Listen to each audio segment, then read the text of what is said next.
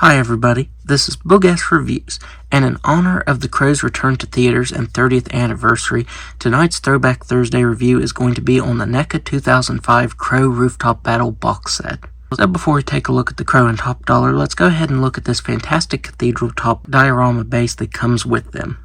So Neca did a very awesome job at sculpting and painting the top of this cathedral. It looks very nice. The points right here with the crosses and the variation of paint looks very nice. You get some gloss black paint, making it look like rain running down the roof right there. That looks very awesome. You also get some more of that glossy black paint on top for the rain. That looks very awesome. My only complaint is that Eric doesn't want to stand on this very well. He's very loose on the peg, whereas Top Dollar is a really tight fit. Like, he doesn't feel like he's going to fall off, but I'm definitely wary of moving this around too much when Eric's on there. The one really cool thing is the stone piece right here. Not only is it textured and painted really nicely, but you can actually remove the spire from it and put it into Eric's hands. The thing is, once you do that though, it's almost impossible to get it back out of his hands. It is such a tight fit that it feels like it's going to break if you try to get it out of his hands.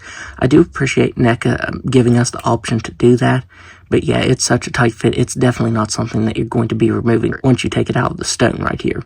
So now let's go ahead and take a closer look at Eric. So Neca did a very awesome job at sculpting the likeness of Brandon Lee. For a figure from 2005, I think the likeness is spot on. Just the facial features and the paint on it looks really nice. The makeup, you can see that it's faded a little bit. How you can see some of the skin tone showing through right there. That looks fantastic. Even his teeth, even each individual tooth is painted on there. And that looks really good. You get some really awesome sculpt to his hair right there. You have a bit of a gloss covering to it, making it look like it's wet from the rain. That looks very nice. The shirt is sculpted really nicely. You can see that this is the damaged shirt from all the bullet holes that he sustained, where he has the electrical tape and I think this is baling wire around it. That looks very nice. You get some texturing on top of the sculpted wrinkles, and you get a bit of paint variation as well too.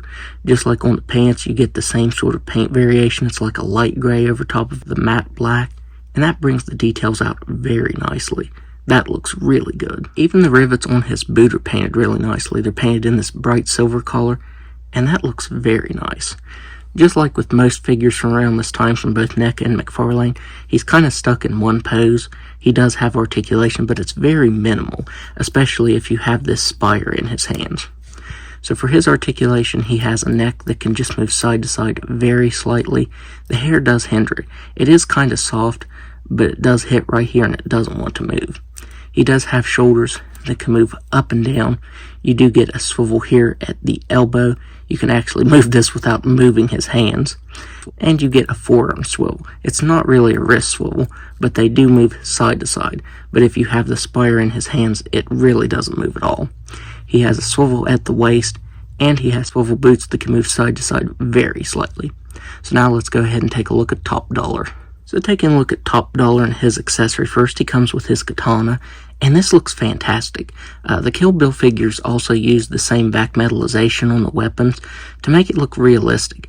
This vac metallization actually makes it look metallic instead of just silver paint. I think that looks so much better, and I miss when figures actually did this instead of using just silver paint. I think this looks so much more lifelike. This is just a really thin, flimsy plastic piece, but it looks like real metal because of the process they used. So yeah, that weapon looks fantastic. So taking a look at the head sculpt of Top Dollar, from the side, I think it really looks like Michael Wincott. From each side, I think it really looks like him, but dead on, something is just off.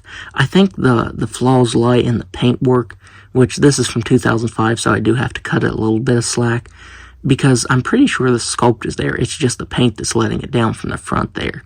I especially love how the hair is sculpted, how Neca captured the motion of it, the way it's moving and blowing in the wind.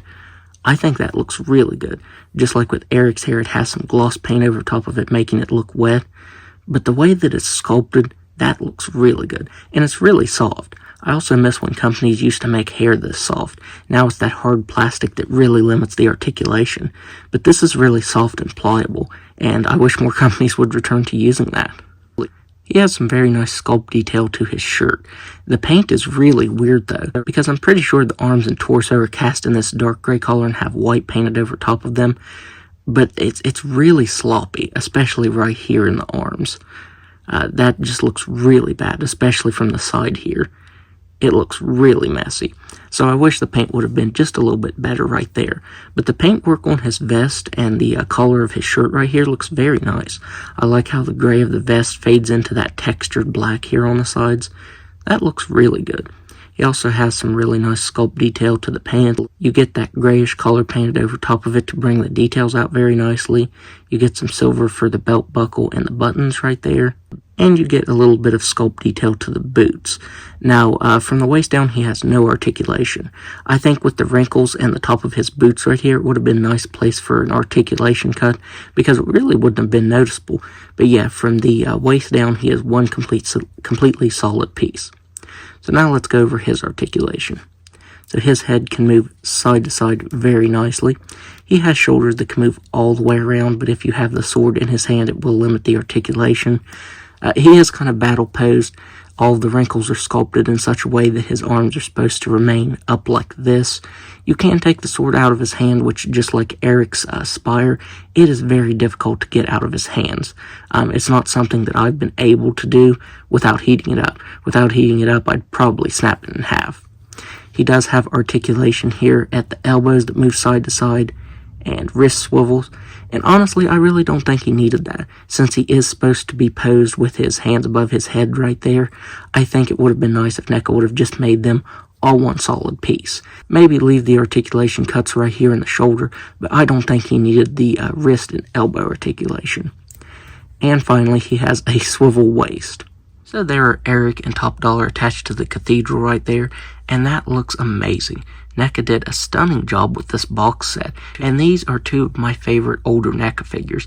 I think they did a really good job on them. The only complaints that I have with this set is that Eric is a little bit loose on the peg right there, and Top Dollar's likeness could have been just a little bit better, but as I said, this is a figure from 2004, so the paint and likeness isn't going to be like it is nowadays.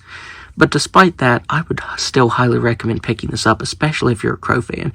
If you can find this for a decent price, then definitely pick one up because it is very awesome. So that's my review. If you like this review, be sure to hit the like button and subscribe to my channel. Thanks for watching.